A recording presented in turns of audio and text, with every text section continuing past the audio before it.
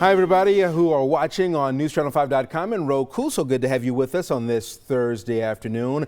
We continue to keep an eye on a severe weather threat for the afternoon. Now, things didn't materialize this morning, but I don't think anybody is complaining about that. Let's show you what is happening right now. This is a look at where the satellite photograph has been doing over the past several hours, giving us a depiction of the weather there. If you look and you can see that spin near Kansas City, that's that area of low pressure that's going to continue to pull off toward the Great Lakes. From it, it's got that cold front. Between the cold front and the warm front, we're in that warm sector. So we've got a good southerly wind flow that's going to help fuel the fire for some storms this afternoon. Now, the threat doesn't look as great now as it did at this time yesterday. It doesn't mean, though, that the threat has been eliminated. So instead of being in a level 4 or 5 for most of the area, most of us right now on a level 2 out of 5 scale. Although from, let's say, Clarksville, Dover, Paris, and most of you watching in southern Kentucky, you still in at least a 3 out of 5, an enhanced risk for severe weather. So meaning in orange,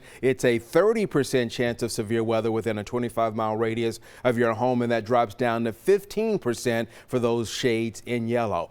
The threats are damaging wind, large hail, and isolated tornadoes. And so there's the setup for us for later in the day. Again, the risk hasn't been eliminated, but doesn't look as great as it did. Here's how things play out for us on Exact Track. It's got the main line moving on through.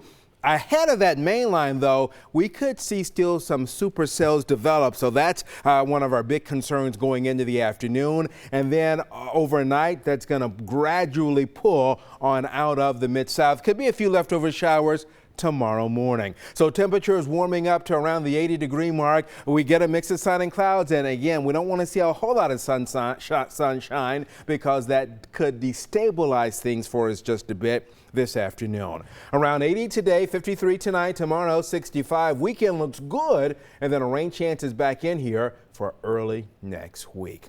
As always, thank you much for stopping by. We'll keep you up to date on all of our platforms, on air, online, and on the go.